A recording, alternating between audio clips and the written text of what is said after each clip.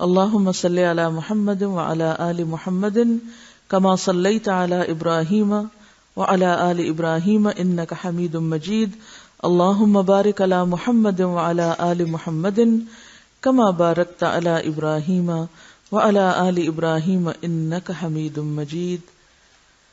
یا الہی رحمت فرما محمد صلی اللہ علیہ وسلم اور آل محمد پر جس طرح تو نے رحمت فرمائی ابراہیم علیہ السلام اور آل ابراہیم پر، بے شک تو تعریف والا اور بزرگی والا ہے۔ یا الہی برکت فرما محمد صلی اللہ علیہ وسلم اور آل محمد پر جس طرح تو نے برکت فرمائی ابراہیم علیہ السلام اور آل ابراہیم علیہ السلام پر، بے شک تو تعریف والا اور بزرگی والا ہے۔ یہ درود بھی پڑھ سکتے ہیں، اللہم صلی علی محمد وعلی ازواجہ وذریتہ کما صلیت علی آل ابراہیم وبارک علی محمد وعلی ازواجہ وذریتہ کما بارکت علی آل ابراہیم انک حمید مجید۔ ٹھیک ہے، بخاری کی روایت ہے۔ کبھی پڑھا یہ دوسرے والا؟ تکلیف بھی ہوتی ہے نا نئے نئے کام کرنے سے، ورائٹی اچھی ہوتی ہے چیزوں میں، شور اس میں ایک تکلیف تو ہوتی ہے نا، کیا روز سوچنا کہ آج کپڑے کون سے پہنوں، کتنی دیر کھڑے رہتے ہیں الماری کے سامنے سلیکشن میں، جوتا کون سا ہو، پھر پرس کون سا لیا جائے، کیوں چینج کرتے ہیں، ایک ہی کیوں نہیں اٹھا کے روز پہن لیتے؟ چینج اچھا لگتا ہے تو صرف دنیا کے کاموں میں، نماز کے مختلف اذکار میں بھی چینج اچھا لگے گا آپ کو، لیکن ہم دنیا کے کام کرتے ہوئے چینج میں وقت لگانے کو کوئی برا نہیں مانتے، تکلیف اٹھانے کو عین سعادت سمجھتے ہیں، لیکن اگر ہم واقعی سوچیں نا کہ اچھا آج درود شریف کون سا پڑھنا ہے تو ہم گھبرا اٹھے گا اور نماز لمبی ہو جائے گی، جلدی کرو۔ اسی لیے ہماری نمازیں بے روح ہو گئی ہیں، کیونکہ ہم نے بچپن سے جو صیغہ رٹا ہے بس وہ رٹا رٹایا 2 یا 3 سانسوں میں سب پورا ہو جاتا ہے۔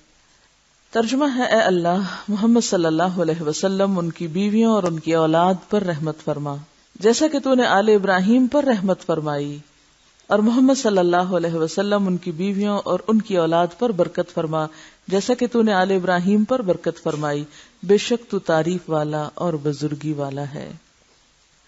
نوٹ: کسی بھی صحیح روایت میں درود شریف میں سیدنا یا مولانا کا لفظ موجود نہیں ہے۔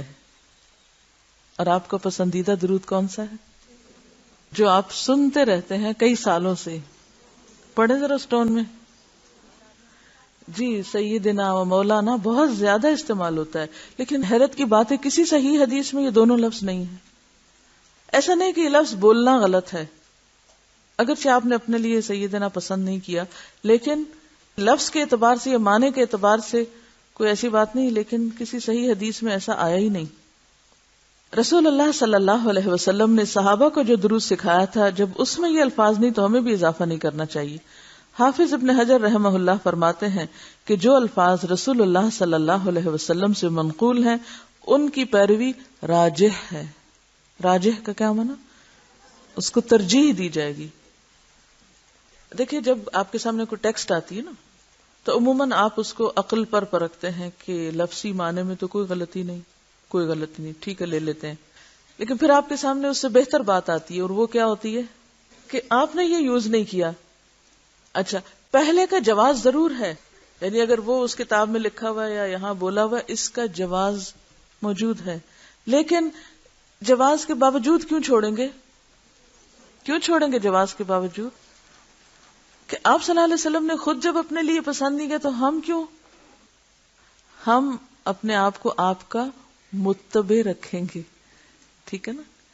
تو متبع اور محب ہونے کا تقاضا یہ ہے کہ ہمیں بھی اسی چیز سے محبت ہو جس سے آپ کو محبت ہے، ہم بھی وہی کریں جو آپ کرتے تھے، کم از کم نیت اور ارادے میں تو شامل کر لیں۔ اس وقت ہم یہ نہیں کہیں گے تو اس میں کیا خرابی ہے، نہیں، خرابی نہ بھی ہو، چوائس کی بات ہے نا، یہ محبت کی بات ہے۔ تو جب تک آپ سے محبت نہ ہو ایمان مکمل نہیں ہوتا اور اطاعت کا حق بھی ادا نہیں ہوتا۔ محبت عقل کے تابع ہوتی ہے، ہاں، محبت عقل کے تابع نہیں ہوتی۔ تو اگر ہمیں ابتدا میں ایک چیز عقل سے ٹھیک بھی لگ رہی ہو لیکن سنت اس کے برعکس آ جائے تو ایک لمحہ نہیں دیر کرنی چاہیے سنت کی طرف پلٹتے ہوئے، کیونکہ ایک آپ کی چوائس اور ایک ہماری چوائس ہے، تو ہمیں اپنی چوائس قربان کرنی ہے آپ کی چوائس پر۔ امام نووی رحمہ اللہ فرماتے ہیں کہ درود کا مسنون طریقہ یہ ہے اللہم صلی علی محمد وعلی آل محمد کے الفاظ کے ساتھ درود بھیجا جائے جو سیدنا کے لفظ سے خالی ہو۔ حضرت ابو طلحہ رضی اللہ عنہ روایت کرتے ہیں کہ ایک روز رسول اللہ صلی اللہ علیہ وسلم صحابہ کرام میں تشریف لائے، آپ کے چہرے پر خوشی کے آثار نمایاں تھے۔ آپ نے فرمایا کہ میرے پاس جبریل آیا اور اس نے کہا تیرا پروردگار فرماتا ہے کہ اے محمد کیا تجھے یہ بات خوش نہیں کرتی کہ تیری امت میں سے جو شخص تجھ پر ایک بار درود بھیجتا ہے میں اس پر 10 بار رحمت بھیجتا ہوں، اور تیری امت میں سے جو تجھ پر ایک بار سلام بھیجتا ہے میں اس پہ 10 بار سلام بھیجتا ہوں۔ آپ تو کسی کو سلام کرتے ہیں ایک بار، اور اگر آپ اللہ کے رسول صلی اللہ علیہ وسلم پر سلام بھیجیں تو اللہ تعالیٰ آپ پر 10 بار سلام بھیجتا ہے۔ کتنی بڑی سعادت ہے جس سے عام طور پہ لوگ محروم رہ جاتے ہیں۔ ویسے تو روز ہی پڑھنا چاہیے لیکن جمعے کا دن خاص طور پر درود شریف کو پڑھنے کا دن ہے۔ اچھا، آپ کیوں خوش ہو رہے تھے یہ حدیث سناتے ہوئے؟ اس کی کیا وجہ ہے؟ سوچئے آپ کے دل پہ کیا گزری جب یہ حدیث پڑھی، کیا وجہ ہوگی؟ اپنے امتیوں سے کتنی محبت تھی، حالانکہ امتیوں میں ہم جیسے ناخلف لوگ بھی شامل ہیں، تو یہ انکنڈیشنل محبت نہیں تھی؟ ہاں، جو کل میں آپ سے کہہ رہی تھی کہ لوگوں سے انکنڈیشنل غیر مشروط محبت کرنا شروع کریں۔ جب ہمیں یہ پتا چلے کہ فلاں کو یہ کچھ مل رہا ہے تو ہمارے دل کی حالت کیا ہوتی؟ اگر ہمیں کوئی یہ آ کے بتائے کہ فلاں کو اللہ تعالی کی طرف سے ایسا اور ایسا انعام مل رہا ہے یا ملنے والا ہے یا ملے گا، تو ہمارے دل کا عالم کیا ہوگا؟ ہاں، ہم انعام چاہیں گے یا کچھ اور بھی چاہیں گے؟ ہاں، فوراً جیلس ہونے لگتے ہیں۔ میں نے کسی کا قول پڑھا تھا کہ دوست کی تکلیف پر دکھی ہونا آسان ہے، دوست کی خوشی پر خوش ہونا مشکل ہے۔ سمجھ میں آئی؟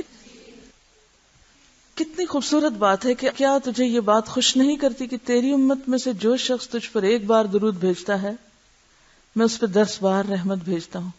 اس سے کیا ظاہر ہوتا ہے کہ جس ہستی نے ہمارے لیے اور اپنی امت کے لیے اتنی تڑپ اور اتنی محبت اور اتنی شفقت، وبالمؤمنین رؤوف الرحیم، اس کا حق تو ہم ادا ہی نہیں کر سکتے۔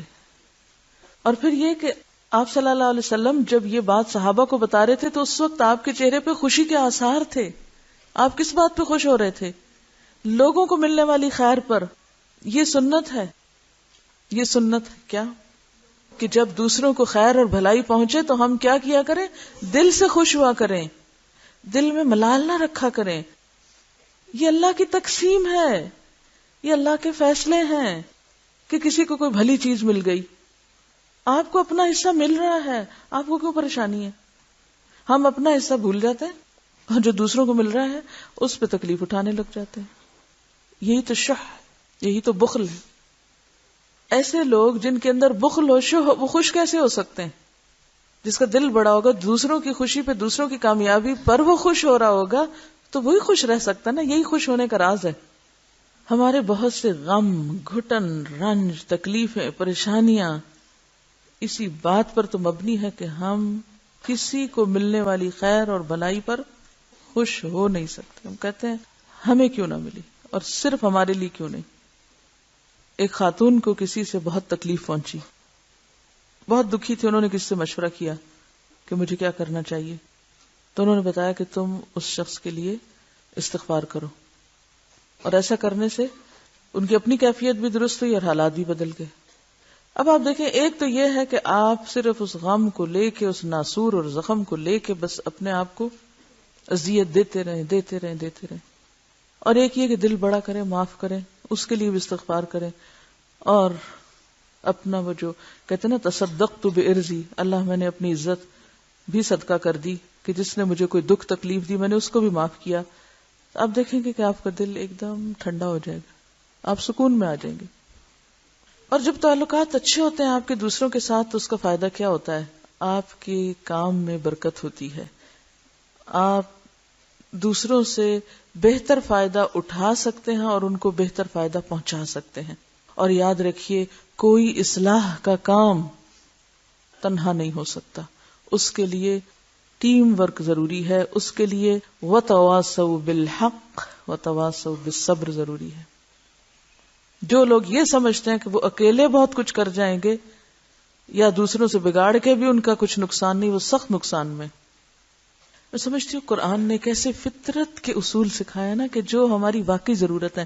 والعصر ان الانسان لفی خسر الا الذین آمنوا وعملوا الصالحات وتواصوا بالحق وتواصوا بالصبر. صبر یہ جو انہوں نے کیا اس خاتون کے ساتھ وہ کیا تھا؟ وتواصوا بالصبر کا اصول طریقہ سکھایا. اور ہم جیسے کے پاس کوئی آئے کوئی مسئلہ لے کے تو ہم کہتے ہیں ہائی تمہارے اوپر تو واقعی بڑا ظلم ہو، تم ایسے کرو، تم ایسے بدلہ لو، تم ایسے انتقام لو. اب انتقام کی آگ میں جل جل کے حالات کیا ہوتے ہیں؟ کچھ بھی نہیں سنورتا. مزید بگاڑ تو ہو سکتا لیکن سنوار نہیں ہو سکتا. دیکھیے ہمیں سب کو ایک دوسرے کو تھامنا چاہیے، نئی باتیں سکھانے میں بھی ایک دوسرے کی مدد کرنی چاہیے اور ایک دوسرے کی غلطیوں کو نکالنے میں بھی ایک دوسرے کی مدد کرنی چاہیے. جب تک ہم یہ مسنون طریقہ اختیار نہیں کریں گے اصلاح کا کام نہیں ہو سکتا. مثلاً آپ سب آج کل بڑی فکر میں ہیں کہ نماز کیسے پڑھیں، اتنی ساری چیزیں ہو گئی ہمیں نہیں سمجھ آ رہی، ہم کنفیوز ہو رہے ہیں، ہم پاؤں کہاں رکھیں، ہم ٹانگ کہاں رکھیں، ہم کھڑے کیسے ہوں، ہاتھ کہاں رکھیں. اور وہ ایک آسان طریقہ بتاؤں، ہر شخص دوسرے کی مدد کرے. آپ میں سے جیسے خاص طور پر جو ہاسٹل میں لوگ رہ رہے ہیں وہ اپنے اپنے کمروں میں پیئرنگ کر لیں، اپنے جیسے بھی ہر دو لوگ گروپ ہو جائیں، ایک پڑھے اور دوسرے کو تم جائزہ لو میں نے کہاں غلطی کی مجھے بتاؤ. پھر دوسرا پڑھے اور پہلا بتائے، چاہے 2 نفل الگ سے ہی پڑھ کے تو اپنا ٹیسٹ کر لیں.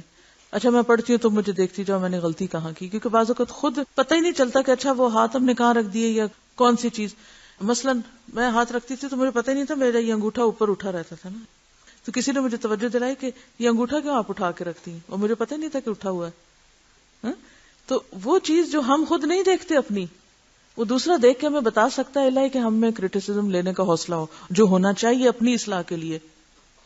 اگر آپ اپنے ٹرمنگ کا موقع ہی نہیں دیں گے، جیسے چھوٹے بچے ہوتے ہیں نا بال کٹانے لے جائیں ایسی مصیبت لاتے ہیں، کھینچی نہیں لگانے دیتے، یہ نہیں کرنا وہ نہیں کرنا. سب سے مشکل کام اس ایج میں جب بچوں کو ذرا ہوش آ جائے اور ان کے بال کٹوانے پڑے. تو بالکل اسی طرح ہمارا حال بھی یہ کہ ٹرمنگ کرانا، ہاتھ نہیں لگانے دیتے کسی کو. لامساس، ڈونٹ ٹچ، مجھے دیکھو بھی نہ، مجھے کہو بھی نہ، مائنڈ یور اون بزنس، مجھے میرے حال پہ چھوڑ دو، تم کون ہو یہ کہنے والے. نہیں، آپ نے اس کے بالکل الٹ چلنا ہے، نیا باب کھولنا ہے. اور وہ کیا؟ دیکھو مجھے، بتاؤ مجھے، سکھاؤ مجھے، میری صفائی کرو. کیا تیار ہے اس کے لیے خود کو پیش کرنے؟ اب دیکھیں آپ میں کتنی جرت آئے گی، کتنا کانفیڈینس آپ میں آئے گا.